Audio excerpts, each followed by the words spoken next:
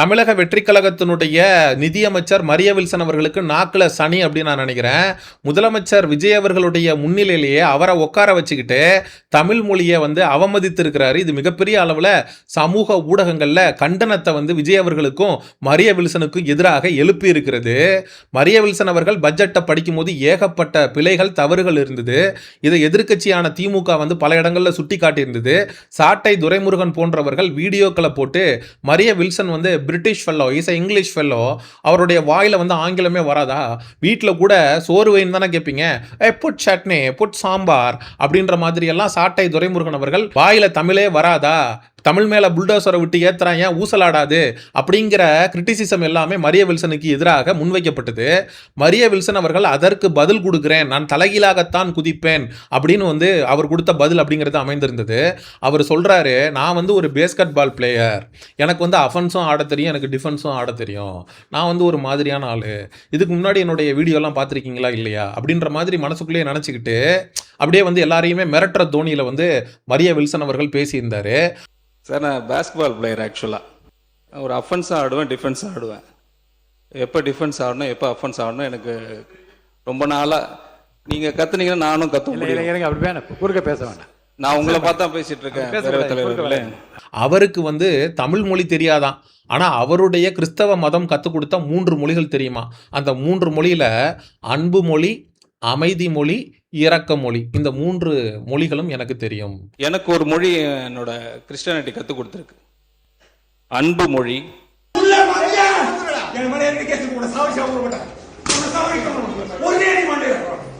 அமைதி மொழி, இரக்கத்தின் மொழி.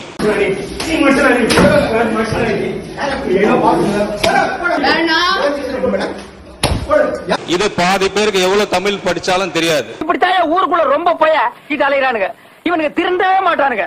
மரிய வில்சனுக்கு கிறிஸ்தவ மொழி கற்றுக் கொடுத்த அன்பு மொழி, அமைதி மொழி, இரக்க மொழி தான் முக்கியம் அப்படின்னா, இதுக்கு முன்னாடி மரிய வில்சனோட வீடியோ வெளியாகி கட்டை எடுத்துட்டு ஒரு பெண்ணை அடிக்க போயிருப்பாரு. அது அன்பு மொழியா? உன்னை கொலை பண்ணிடுவேன் அப்படின்னு கொலை மிரட்டல் விடுத்திருக்காரு. அது அமைதி மொழியா? வீடு புகுந்து அராஜகம் பண்ணியிருக்காரு, அடாவடித்தனம் பண்ணியிருக்காரு. இது இரக்க மொழியா? அப்போ நீங்க சொல்லக்கூடிய உங்களுடைய கிறிஸ்தவ மதம் உங்களுக்கு சொல்லிக் கொடுக்கக்கூடிய இந்த 3 மொழிகளையுமே கடைபிடிக்காத இந்த மரிய வில்சன் தமிழ் மொழியை கத்துக்குவாரு அப்படின்னு நாங்க எந்த விதத்தில் நம்புறது? இந்த இடத்துல மரிய வில்சன் அவர்கள் கிறிஸ்தவ மதத்தையும் தமிழ் மொழியும் மிகப்பெரிய அளவில் கம்பேரே பண்ணி வச்சிருக்காரு. தமிழ் மொழி பேசக்கூடிய பல பேருக்கு இந்த மொழியெல்லாம் புரியறது இல்லை அப்படின்னு சொல்லியிருக்காரு.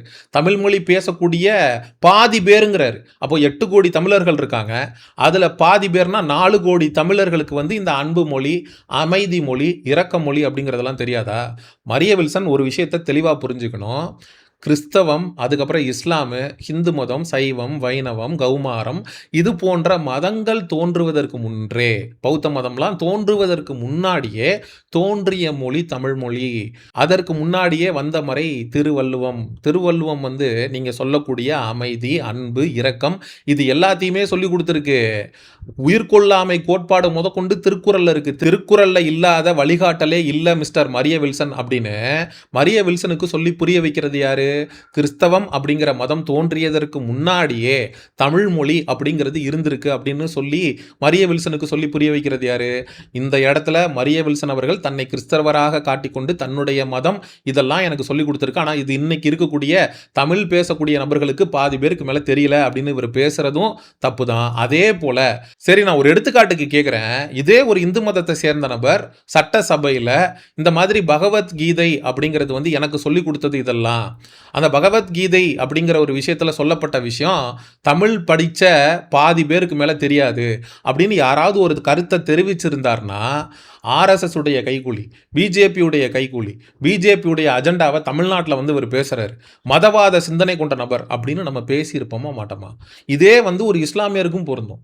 இஸ்லாமியர் ஒரு குரானை உயர்த்தி பேசி தமிழ் மொழியை சிறுமைப்படுத்தி பேசுறாரு அப்படின்னா அதையும் நம்மளால ஏற்கவே முடியாது. நீங்க தமிழ் மொழியை இங்கே இருக்கக்கூடிய இஸ்லாமு, கிறிஸ்தவம், அதே போல ஹிந்து மதம், இது எந்த மதத்தோடையுமே ஒப்பிட்டு தமிழ் மொழியை நம்மளால பேசவே முடியாது. நம்ம மார்க்கங்களை தான் வெவ்வேறு மார்க்கங்களை ஃபாலோ பண்றோம். இந்துயிசம், சைவத்தை, வைணவத்தை, இஸ்லாயத்தை இதெல்லாத்தையும் நம்ம ஏற்று இருக்கோம். மதம் அப்படிங்கிறது மாறக்கூடியது. ஆனால் இனம் அப்படிங்கிறது மாறாதது. தமிழ் இனத்தில் நம்ம பிறந்திருக்கோம் அப்படின்னா அந்த இனம் மாறாது அப்படிங்கிறது மரிய வில்சனுக்கு சொல்லி புரிய வைக்கிறது யாரு? விஜய் அவர்கள் சட்டமன்றத்தில் இன்னைக்கு காலையில தான் தமிழ் மொழியுடைய அருமையை, பெருமையை, தமிழ் மொழியுடைய முக்கியத்துவத்தை, தமிழ் மொழியை நம்ம எந்த அளவுக்கு நேசிக்கிறோம் அப்படிங்கிற விஷயத்த அவர் ஸ்கிரிப்ட் பேப்பரை பார்த்து படித்தார். ஸ்கிரிப்ட் பேப்பரை பார்த்து படித்ததுனால தான் விஜய் அவர்களுக்கு உணர்வு இல்லாமல் போயிடுச்சா? இல்லை மரிய வில்சன் பேசும்போது விஜய் அவர்களுடைய கவனம் எங்கே இருந்தது? சாட்டை துரைமுருகன் வீடியோவில் போடுற மாதிரி திட்டத்தை பார்த்து ரியாக்ஷன் கொடுக்கறதுல என்ன சுகம், அதுவும் காலை விடிச்சிட்டு படுக்கிறதுல என்ன ஒரு காற்றோட்டம் அப்படிங்கிற சிந்தனையில் விஜய் அவர்கள் இருந்தாரா அப்படிங்கிற கேள்வியை நம்மளால் எழுப்பாமல் இருக்க முடியல. ஏன்னா அவர் அந்த மாதிரி இங்கே பாதி பேருக்கு மேலே தமிழ் படித்தவர்களுக்கு நான் சொல்லக்கூடிய அன்பு மொழி, அமைதி மொழி, இரக்க மொழி இதெல்லாம் புரியாது அப்படின்னு மரிய வில்சன் பேசும்போது அங்கே இருக்கக்கூடிய நபர்கள் தடுத்திருக்கணுமா இல்லையா?